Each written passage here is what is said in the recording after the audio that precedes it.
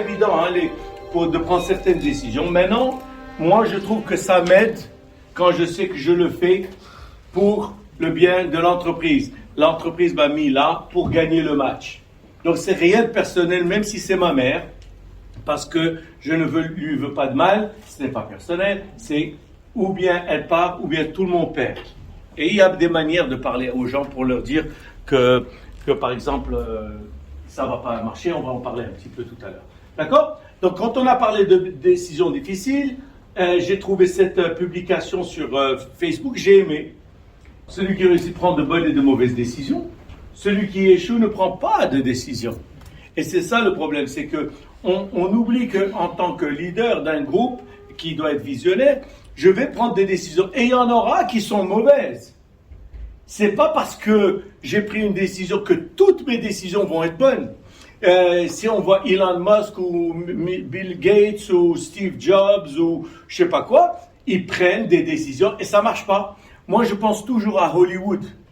Tu vois, il y a des fois, ils font un film qui coûte 100 millions de dollars, 200 millions de dollars, et c'est un flop. Flop, ça veut dire qu'ils ne ramènent même pas l'argent qui a été dépensé dessus. D'accord?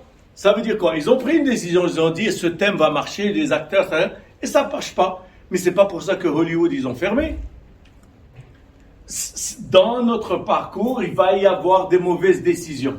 Ça, c'est inévitable. Donc, si j'ai peur de l'échec, je ne fais rien. D'accord? Mais non, je ne dois pas avoir peur de l'échec. L'échec, c'est quand tu arrêtes. Mais non, il y aura des bonnes et des mauvaises. Et on ne va pas prendre des décisions de manière aléatoire. On va bien sûr étudier, justement. Et là, je prends un risque. Voilà. C'est comme celui qui a ouvert ce restaurant ou cet hôtel. Il a étudié. Ça aurait pu marcher, ça aurait pu ne pas marcher. Mais c'est la vie. La vie continue. Mais si tu fais rien, tu es sûr de ne pas gagner. Ça, c'est certain. On est d'accord? Très bien. Donc, moi, j'ai aimé ce truc. Alors maintenant, voilà, ça, c'est un truc auquel j'ai pensé, qui est très important. Franchement, ça, c'est très important. Pour les vrais leaders qui ont des grosses visions. Parce qu'il faut penser gros. Il ne faut pas penser ce qui est commun. Alors, qu'est-ce que ça dit?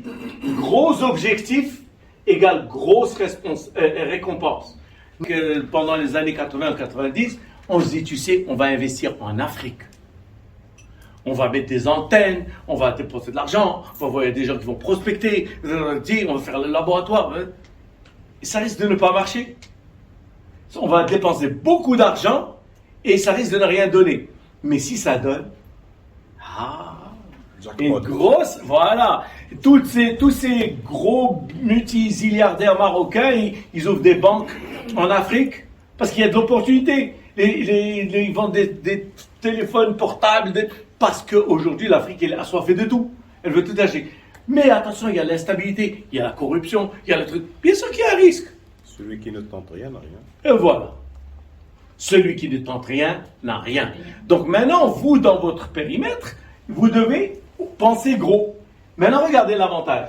Si tu prends un gros risque, un truc vraiment qui a un gros potentiel, tu as une grosse récompense. Ou bien si tu te casses la gueule, tu apprends une très très bonne leçon.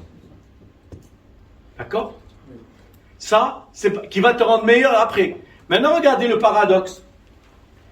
Si tu ne prends pas des grosses décisions, c'est-à-dire tu vis avec le statu quo, ce que tu fais tous les jours, tu as ni grosse récompense, ni leçon. Tu n'apprends rien. Moi, je pense toujours à ce monsieur qui décide par exemple, de vous inviter tous ici au Maroc. Mais ça coûte un petit paquet d'argent. Ouh, ça coûte de l'argent. Mais lui, il prend ça sur le dos. Hein. Il pense qu'il y a un gros potentiel. Et heureusement, j'ai parlé à beaucoup d'entre vous pendant les pauses. Et vous avez l'air d'avoir appris quelque chose de ces 2 jours. Avec la dame et avec moi. Et ça vous a inspiré. Et vous allez sortir avec de meilleures idées, etc. Donc lui, qu'est-ce qu'il a pensé? Il y a un gros objectif, je vais dépenser gros, je vais convaincre ma hiérarchie de me donner un paquet d'argent, ok? Et je pense que ça va donner, c'est pour ça qu'il le fait. Si ça échoue, eh bien, il a appris que ça ne servait à rien, il change d'approche. Mais si ça marche et tous vous devenez meilleurs et que ça commence à vendre plus, Et c'est d'ailleurs c'est ce qui s'est passé. Toutes ces années, grâce à vous, c'est monté, hein, c'est pas le hasard. Vous n'êtes pas ce que vous étiez il y a 10, 13 ans, 15 ans. Vous avez beaucoup appris. Donc, il croit à la formation, il vend cette idée parce qu'il est visionnaire et il assume. Mais est-ce que toutes les décisions de M. vont être parfaites? Elles vont toutes marcher? Non. Mais sur le tas, il va gagner. Donc hier, quelqu'un m'a dit, mais si je prends une décision, après ça se retourne contre la société, et ils vont...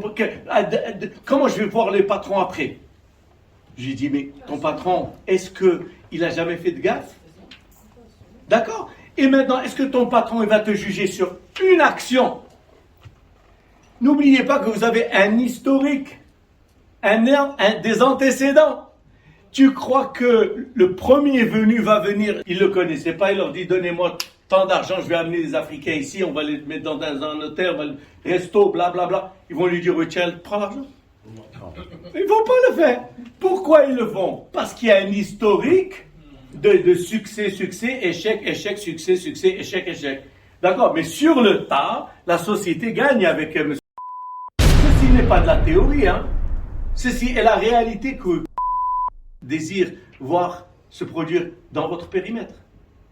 Ils veulent que vous preniez des décisions importantes, que vous demandiez des moyens. Donc, osez demander ces moyens, etc. Parce que voici ce que je demande, voici ce que je peux vous rapporter. C'est pas grave si vous perdez de temps en temps, mais sur le tas, vous allez être gagnant. Est-ce qu'on est d'accord? D'accord?